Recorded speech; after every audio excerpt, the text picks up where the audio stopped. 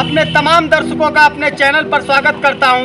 हम हैं आज भारत नेपाल बॉर्डर के फारबिसगंज प्रखंड जिला अररिया बिहार के सुल्तान पोखर पर। ये जो पोखर है ये एक ऐतिहासिक पोखर होने के साथ साथ एक अनोखी प्रेम कहानी का जीता जागता उदाहरण है। अंग्रेजी शासन काल में यहाँ रहने वाले अलेक्जेंडर जॉन फॉब्स के नाम पर इस जगह का नाम फारबिसगंज पड़ा। ये मुगल साम्राज्य के दौरान इस इलाके का शासक शाह सुल्तान हुआ करता था। वो जबरिया धर्म परिवर्तन का हिमायती व अय्याश किस्म का राजा हुआ करता था। उन्हें इसी जगह से कुछ किलोमीटर स्थित एक गांव शाहबाजपुर के एक ब्राह्मण परिवार के एक गरीब कन्या से प्रेम हो जाता है। सांप्रदायिक सौहार्द का प्रतीक माना जाने वाला ये सुल्तान पोखर अपने आप में ऐतिहासिक महत्व रखता है। इसकी कहानी बहुत ही रोचक है।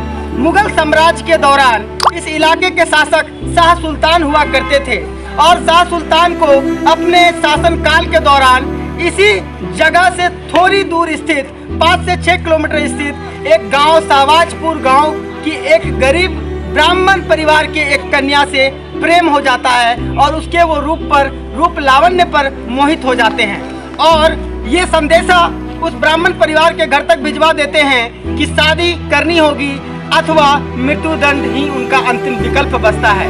शाह सुल्तान के इस अनोखे फैसले के बाद वो ब्राह्मण परिवार काफी अपने आप में विवश हो जाता है। उनके पिता काफी दुखी हो जाते हैं। तो लड़की ने अपने आप में जब अपने परिवार और अपने पिता को इतना उदास पाया तो लड़की ने सुल्तान से शादी करने का फैसला किया और अपनी 3 शर्तें सुल्तान के सामने रखी, जिसमें कि पहली शर्त ये थी कि वो अपने धर्म को शादी के बाद परिवर्तन नहीं करेगी। दूसरा शर्त कि महल के थोड़ी दूर स्थित एक आयताकार पोखर खुदवाया जाए, जो कि पोखर आपके सामने आपको मैं दिखा रहा हूं अपने कैमरे पर। यह वही पोखर है जो इस अनोखी प्रेम कहानी का हिंदू मुस्लिम की भाईचारा का भविष्य में चलकर एक बहुत बड़ा प्रतीक बना। और तीसरी और अंतिम शर्त उस लड़की ने सुल्तान के सामने रखी कि शादी के ठीक पूर्व संध्या को वह इसी तालाब में जमकर नौका विहार करेगी।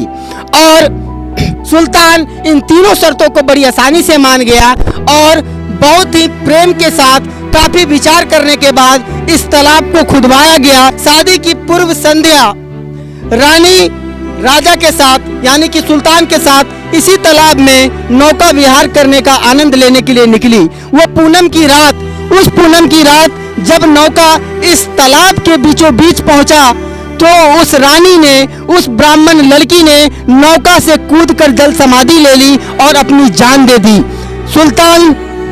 शाह सुल्तान ने इस इलाके में, इस तालाब में लगातार 3 दिनों तक रानी की खोज करवाई, उस ब्राह्मण लड़की की खोज करवाई, लेकिन वो लाश नहीं मिली। चौथे दिन इस तालाब में उस लड़की की लाश बरामद हुई, रानी की लाश बरामद हुई और राजा ने, सुल्तान ने, शाह सुल्तान ने उस रानी से सिंदूर लगाकर इसी तालाब के किनारे एक लाश पर सिंदूर लगाकर उन्होंने शादी की और कसम खाई, एक प्रतिज्ञा ली कि मैं कभी भी दोबारा किसी का जबरन धर्म परिवर्तन नहीं करवाऊंगा। और बाद में ये तालाब आगे चलकर मुस्लिम के इबादत करने की जगह और हिंदू के पूजा पाठ और श्रद्धा का विषय बन गया, जहाँ की हिंदू धर्म के लोग इस चीज को मानते हैं कि इस नदी में नहाकर अगर हम कुछ भगवान से मांगते हैं, देवी माँ से मांगते हैं तो मन्नतें पूरी होती है। ये एक ऐसा तालाब है जहाँ राम भी पूजा करता है और रहीम भी अपनी इबादत करता है।